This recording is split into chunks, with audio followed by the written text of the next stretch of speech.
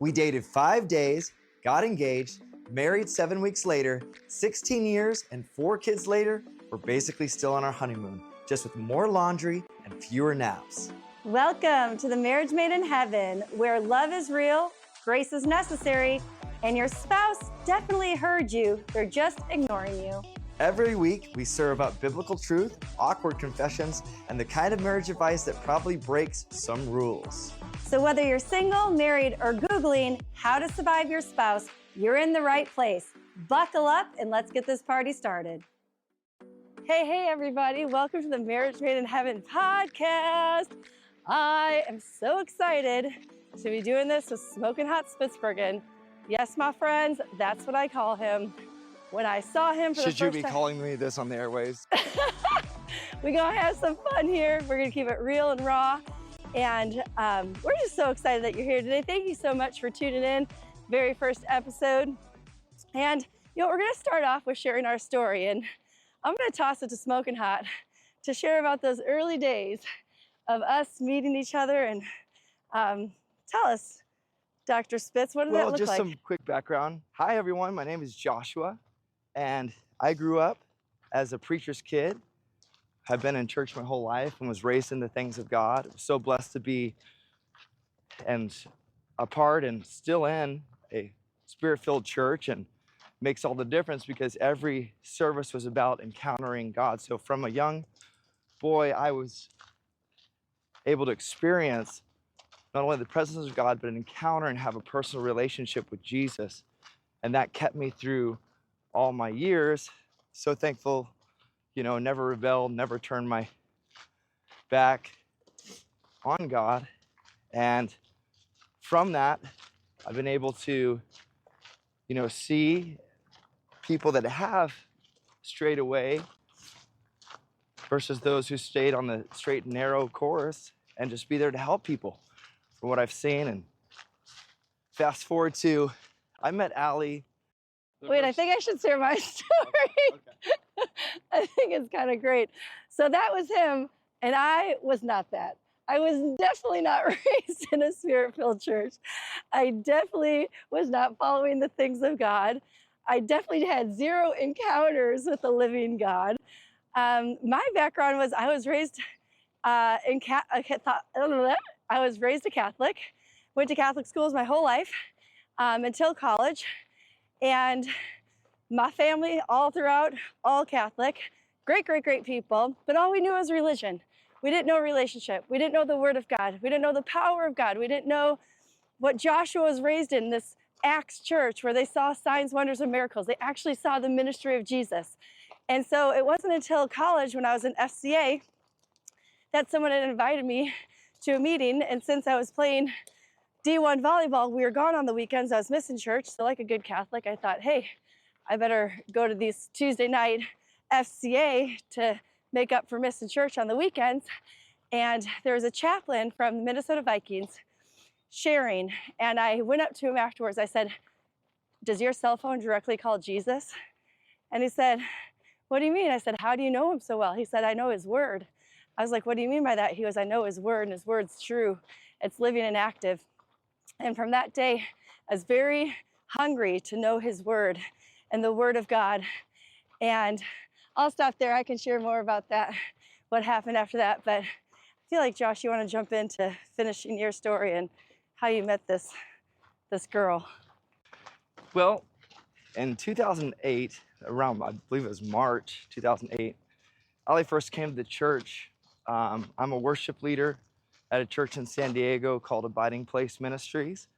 And I saw her come to church on a Sunday morning for this first time. And I had my eye on her, but of course I did not want her to know that I had any interest or ulterior motives.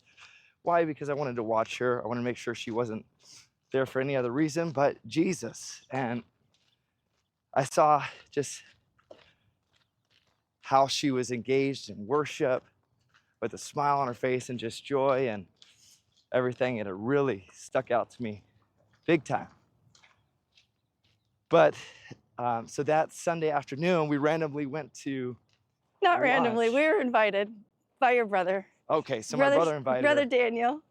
And all I said to her was, hi, the whole time. And then from there, it was just kept watching her. She came to church. Tell them about the time that I came in a Chicago Bears jersey.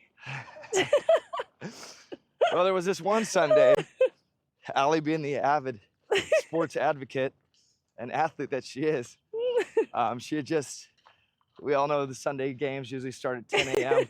West Coast time, and our church started at 10:30 a.m. at that time. No, wasn't it a night game? Because I'd come to Sunday morning, and you all go to church like 3 times a week, and I was used to like just church 1 time a week, so I was going to go watch the Sunday night game. She probably showed up in her Bears jersey a couple different times. No, I didn't. just that one time, because I had got there to go watch the game, and I realized y'all were going to be in church, and I thought, I don't need to watch these sports games anymore. Y'all are in the presence of God. I need to be there. I think that's when you knew like this girl's in it. She actually really wants to be a part of the things of God. True? Absolutely. So yeah, back to the Chicago Bears jersey, but really back to my story in college. So Fellowship of Christian Athletes, such a gift, such an awesome ministry in different campuses, which led to me to go to Athletes in Action that summer. You know, I had my assistant coach suddenly die, and I was actually the only person that was there, and he was from Chicago. That was one of the biggest reasons I signed with Minnesota. He was just like everyone's best friend and advocate, smiled with his whole face. And I actually struggled with a lot of body image stuff, like a lot of athletes do. Meanwhile, I was in the best shape of my life. And so I was actually at our rec center working out, and Maurice was upstairs playing basketball because he was only 36 years old. He loved basketball, he loved sports. And they called a code blue. And meanwhile, I was studying pre-med at that time at Minnesota, and a code blue, and I thought, code blue. So I jumped off the treadmill, I ran upstairs, and I saw Maurice on the ground. And I saw one of the guys trying to do CPR, and immediately all the blood I just felt left my body. And the paramedics were right there. They loaded him up. I called 2 teammates from Chicago that played with me at Minnesota, and I said, get here now. And we followed that paramedics all the way to the hospital. And I was holding his wife, who was 6 months pregnant, with their baby's hand when they pronounced him dead. And that changed me. As a young person going through that, not really having any strong faith, not knowing why, a 36-year-old guy that was just about to be a dad for the first time, healthy as all get out, would die of a cardiac arrest right there at such a young age. And so I got an opportunity that summer then to go to Athletes in Action Summer Project, which is like hardcore, especially if you're not really a Christian yet and all you know is religion. But I knew I needed something. I knew that this whole, experience, there's so much more than just this life, And so that's a whole other story. Maybe we'll talk about that sometime. When I got there, I ran away, all the things. But nonetheless, that summer really changed me because I started reading the Word, and I got hungry for the Word. And I think the biggest piece that I want to share with you guys just about that testimonial is that God's calling and drawing us towards Him. We just have to respond. And I think I just decided to respond. God, I want to know you. God, I want to understand you. I want to understand this Word. And from there, my life began to change. That's for sure. The trajectory of everything. After college, I went up to New York City with my bestie, Marla, who still lives out there, who's amazing, and was in Bible studies like 6 days a week with like the high VPs and CEOs of IBM to like the creatives and the models and the actors. I mean, literally the Bible studies I would go to were such diversity of people, but still one like hunger to know the things of God. And Fellowship in the City, Raul, still going strong. Awesome ministry of bringing people together from all different walks of life. But what I found there is that the Word of God became living and active. I really wanted that scripture that says, delight yourself in the Lord and He'll give you the desires of your heart. So that really led me to tell the Lord, hey, I always wanted to be a snowboard instructor. and being in Manhattan and meeting all these awesome people from all over the world, I was like, Father, I'm gonna apply for this job. I literally have like no credentials to go be a snowboard instructor. I was working my first job at Crunch Fitness. That was a total God story. But anyway, nonetheless, I apply for this job in Switzerland. I get a call. The guy's like, what do you want to do? And I said, oh, I just want to help like at-risk youth know about a God that loves them and give them hope in the future. Because I literally thought I bombed the entire interview. I had no experience and I didn't even have like the credentials he was looking for. So I just thought, you know, I'm gonna preach a little bit. Nonetheless, I get the job and a week later, I'm moving over to Switzerland. So much more to say there, but I'm gonna throw it back to you because I don't like. Well, I love that in 2008, you decided to come to San Diego for nursing. And I mean, that's where our story really began. Fast forwarding to a couple months later from meeting her, she was, and this in fact was random, she was out surfing by herself at 15th Street, Del Mar, great little surf spot, and me and some buddies just happened to be out there, and I recognized her, saw her by herself, paddled over to her. At this point, all I had said to her was hi at that restaurant on a Sunday afternoon, and I knew this was my end. So I went in, paddled over to her, started talking with her, told her essentially that she shouldn't be out surfing by herself, it's dangerous, and that she needs a buddy. And I was happy to be her buddy for the day. Yeah. Or longer. Swell was a little high that day and I was getting thrashed. But that's where our conversations really began. Started talking, finding out more about who she was. And then from that point on, I made a little bit more of an effort to go talk to her after church services. And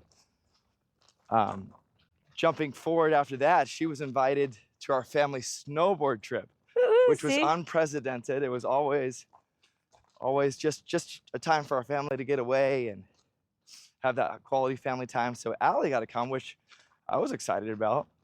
Here's this girl who I had extreme interest in, and was excited just to see how she interacted with my family and fit and get everyone's perspective on who Allie was and about me and Allie being a team for the future.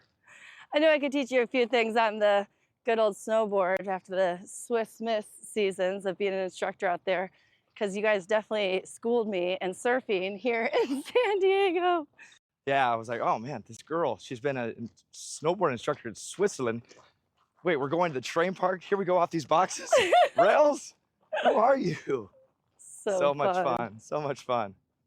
Then jumping forward, do you have anything to add? So that was December. That would have been December. So in January 10th, I had really knew that I really liked Allie a lot.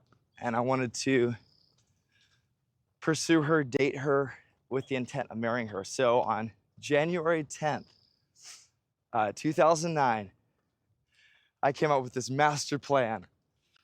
My goal was to take her down to the beach at sunset and give her a promise ring and ask if she would be my girlfriend with the intent of dating for marriage.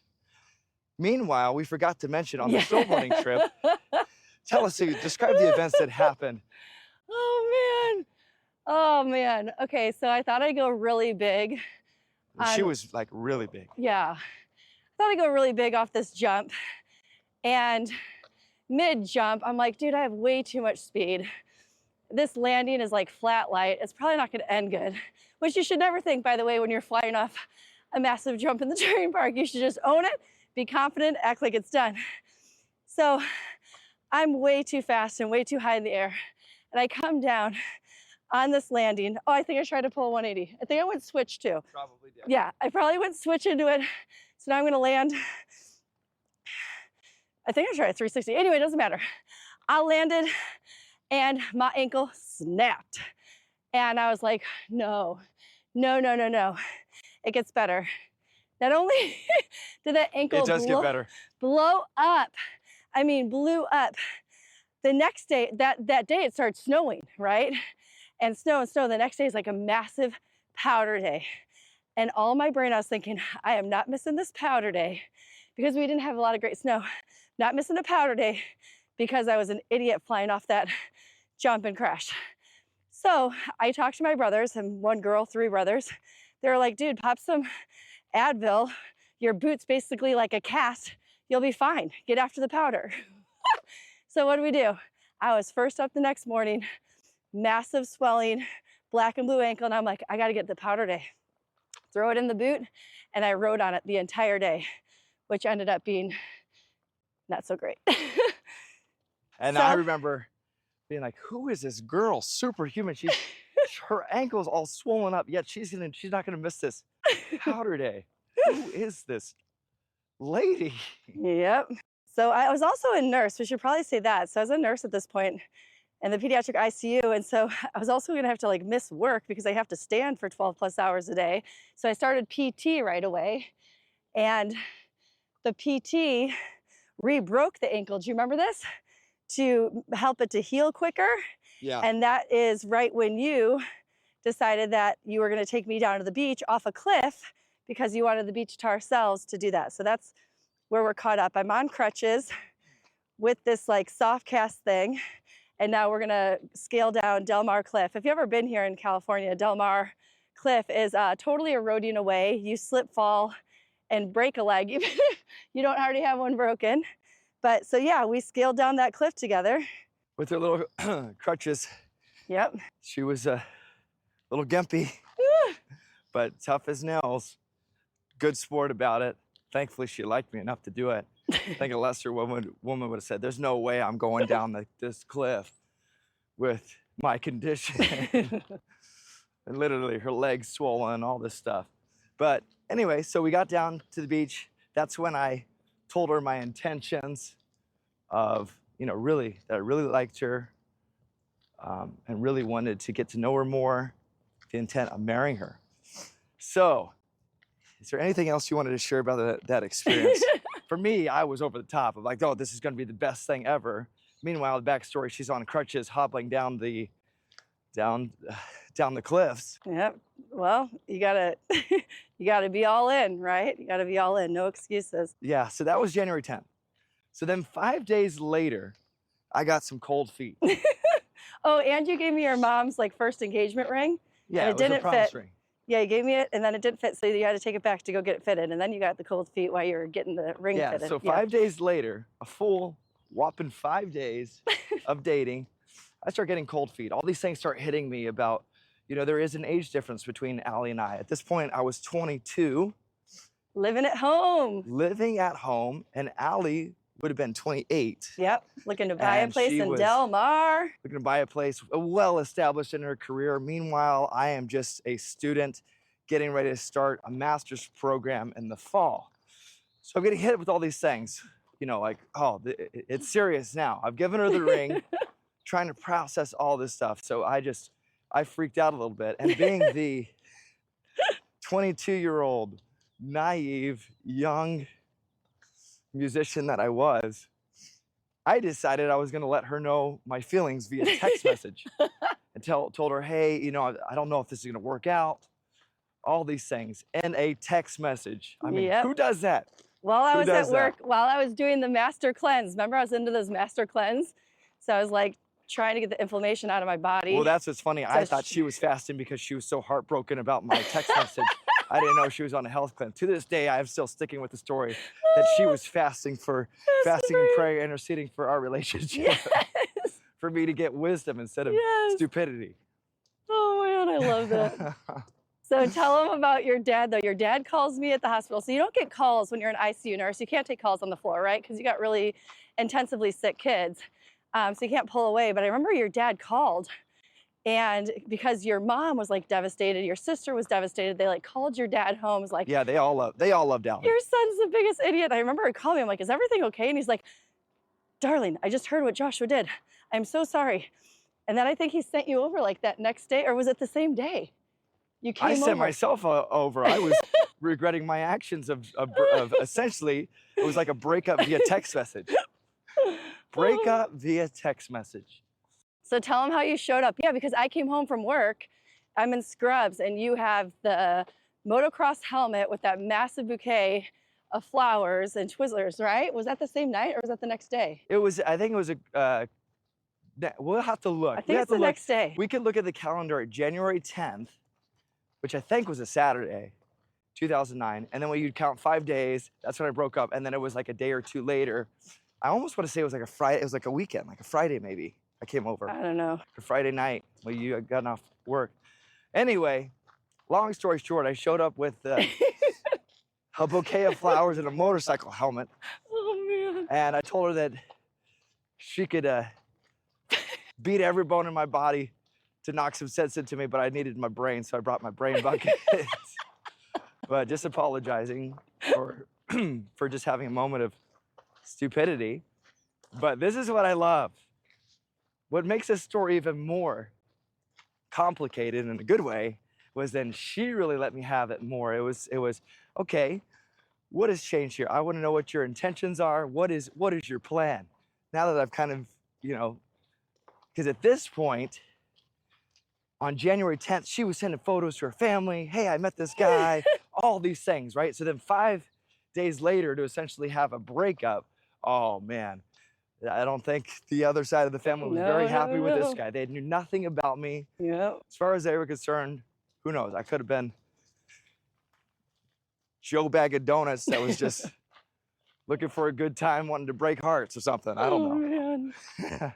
So then that became kind of an uphill battle. But yeah, she, thankfully, during this time, was it before this time, sweetie, that you had dreams about me? Or was it was probably during this time? Yeah, so I had asked the Lord 3 specific things to confirm, right? And that's how good Father is. Like, he's going to confirm things. We ask, it says ask, seek, knock, right? Like, I asked him for 3 specific things.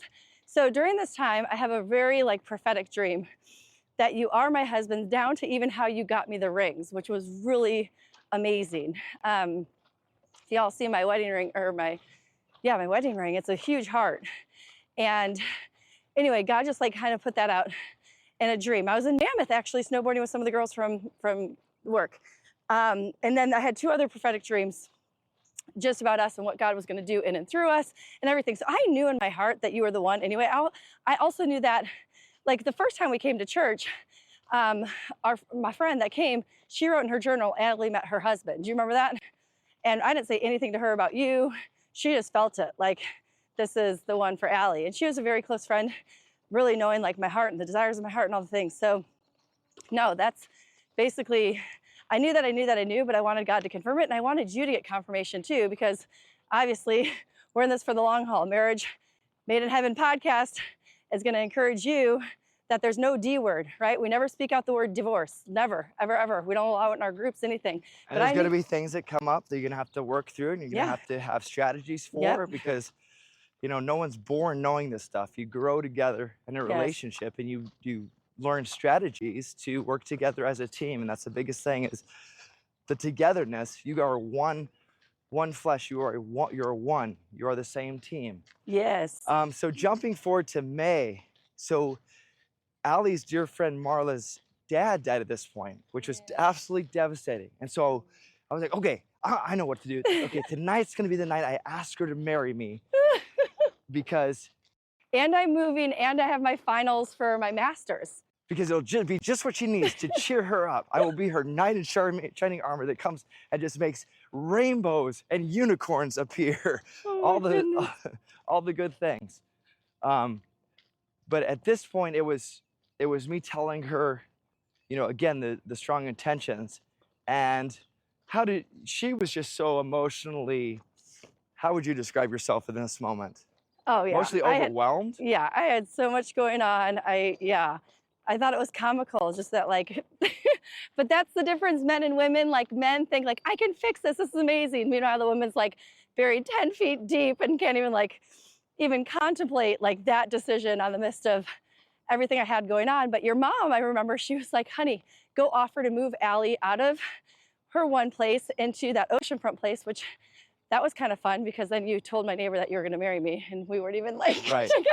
Well, and then to also during this, again, the uphill battle of her side of the family, the one thing I can say, guys, gentlemen listening to me, the one mistake I made is I asked her dad over the phone if I could marry her. And that's the one thing I regret. I should have flown, got my butt on a plane, flown to Chicago, met him in person, spent that time with him, and asked him face to face if I could marry her daughter. It's the one nugget of wisdom. If there's anything I could share, just make sure you ask. Yeah, I think that was hard too, because I'm the only girl. I have 3 brothers, like I said.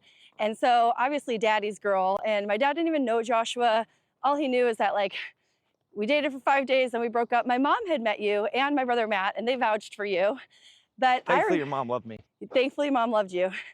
And my dad knows that I have good discernment and wisdom, and obviously we're super close. So I think he, obviously trusted me, but he, when he called my dad to ask, I immediately get a call from my mom, your dad's flying out. I was like, oh goodness, but I think he already said yes.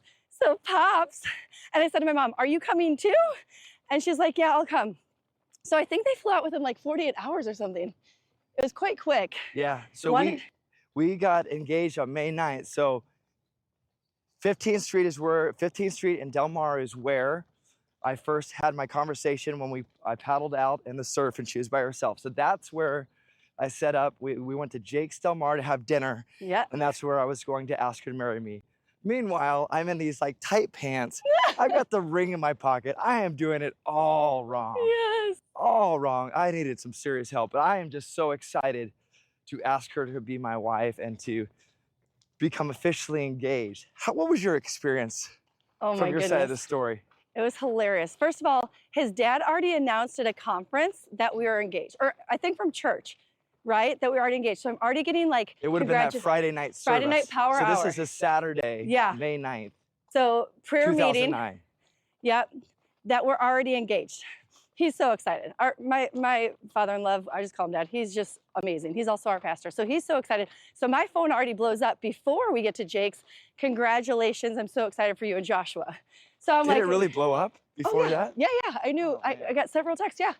And the huge pocket of like the ring, I could totally see it the second you got there. Yeah. So no, I mean, that was. So we had dinner. Yes. Lovely dinner. Tell them about dinner when the bill came. Oh man, this is hilarious. At this point. We hope you're loving this podcast, because literally we are so raw and real and we don't sugarcoat nothing. And this is a lot of transparency, and you'll get that here. So I turned 23 at this point. I'm still living at home. Yes. The bill comes. Student. It ends up being more than I thought it was going to be. So I didn't have enough cash to cover the bill. Yes. Oh, so man. Good. So hilarious. Good. Hilarious. Okay. So then I walk her down the beach. Yep, right where we first chatted. Drop on the knee, ask her to be my wife, and then I'll never forget. We asked a person that was running by to take our picture, and they were too busy in their run to stop. I called him 26.2, the marathon running, too busy to stop to take a picture. Moment. Oh, but it was great. And then when I had called her dad, we told him our timeline. Our timeline was going to be 7 weeks. Our plan was to get married on July 4th, have fireworks, the whole shindig. And part of the reason is I was going to be starting my master's program in beginning of September, back to school. So we wanted to have time to get married and be able to honeymoon. Yeah, and I was working 2 jobs. So I was a pediatric professor, I was a nurse, floor nurse, and I also was getting my master's. And 4th of July was the only time I actually had off of all my jobs. And 4th of July was huge to our family because we always had family reunions. So I knew at least my immediate family was free on the 4th of July, and that some of my amazing cousins, aunts and uncles could possibly get out to San Diego to celebrate with us, which happened and was amazing. Yeah, so I usually say our story is we dated 5 days, I got cold feet, engaged in 7 weeks. I do not recommend that for people because you have to know, you need to know. Again, the backstory there is I watched her over a year from March 2008. We were engaged May 9th, 2009, married July 4th, 2009. Yeah. So, because there's a big component, and one of those things is knowing that you're compatible. So we went through kind of an accelerated marriage counseling program, and that is so, premarital counseling is such a huge, important piece, because you really want to flesh out, are there issues before you get started? Because I could tell you from experience, if people have fighting, problems, issues going before they're married, it just gets 10 times worse once they're married. So these are all things you need to make sure, are you compatible? Is this the one that God has for you to fulfill the destiny and to walk together in the plan and purposes that he has? So that's another huge nugget. If you're looking to get married, make sure you have leadership that you can go to and be a part of marriage counseling. It really needs to be your pastor. You really want to be plugged into a local church, somebody who can look into your life, hold you accountable, because they have a divine gifting to see things by the Spirit of the Lord and offer that wisdom and counsel and insight. So thankfully, we passed all of our marriage counseling. premarital counseling. I remember when your dad asked, he's like, sweetheart, why aren't you married yet, right? I think that's like one of the first things. Because was I 29 then or 28? 29? Yeah, you had turned. Okay, I just turned 29. And I looked at him, I said, honestly, I just wanted to travel the entire world. I've been busy filling up passports, learning about all the different cultures, and serving. I went off to the mission field in Australia and Thailand after like the snowboard instructor in Switzerland, and then river guide in France, and then backpacking all of Europe, essentially alone, meeting people along the way. I was just like an explorer, and I had played volleyball my entire life. So now I had this open window just to like planes, trains, and automobiles, the entire world. And so he was like, oh, that's a good answer. So I'm like, okay, I passed the test. We're ready to go. I didn't know if that was going to be like a deal breaker or what. But I think one thing, babe, was like, you were so spiritually mature, and I wanted that. I desired that. I desired a spirit-filled family, which I totally got within your family. Like all of my prayers had been answered, not only just, being able to marry you, but then getting your sisters to be my sisters, your brother, your parents, my parents who were my pastors, right, for the past year. Like it was the full package. So it was just, I was in. We're 6.5 years apart. So obviously at 23, 29, yeah, there might have felt like a age gap, I guess, a little bit, which now we've just like closed in on. It's nothing, but the spiritual maturity in you. I think that helped. I mean, Yes. I think you could say, me being firstborn, have Yes. everything that comes along with firstborn, leadership, overseeing stuff. I think that helped. But yeah, you're right. The biggest component is the spiritual maturity, because if you, could have been 23 and very immature, but, thankfully that was not the case. Yeah. And, it's good to have a list, guys. It's good to have things you've written out. And Allie checked all those lists. I wanted somebody who was a leader, a go-getter, someone who was strong, beautiful, would be there right by my side doing all this stuff, from the fun stuff, sports activities, surfing, snowboarding, to, when times got tough, just having those things before the Lord. And the most important thing for me was a girl who just loved Jesus with her whole heart. And that's one of the things that always stuck out to me, is every time we were worshiping, Allie was always dancing around, just all in. And that's just such a beautiful thing, because when you're all in on the things of Jesus, he's our source, he's our life, and he's our strength, and he's our rock. And when the tough times come, as the psalmist said, when my heart is overwhelmed, lead me to the rock that is higher than I. And so you have this place of foundation when trouble comes, that you always know who is taking care of you. So that has been our journey. And for me, July 4th, 2009, one of the best days of my life. Coming up on 16 years, baby. Almost 16 years. And it just keeps getting better, because as you'll see in this podcast, we'll address issues that we've gone through coming up. Everything from communication, that's been a huge part, to making sure we're prioritizing when life gets busy, our intimacy, our connection, our FaceTime with each other, our weekly date nights that are mandatory, because you've got to keep that flame on your marriage. You got to keep it kindled with passion and intention, devotion. And What's another key point, babe, that you can think off the top of your head, that one that we'll highlight in this podcast? Oh, guys, just trust God. I think the biggest thing is trust God. Trust God. I tried to like make it all work myself, try to like figure out who I was going to marry and all this kind of stuff. And then the second I like literally was like, Lord, I just want to be with you. I will just like go save all the orphans in the world. You can just give me all my kids that way. That's great. And then boom, I end up at Abiding Place.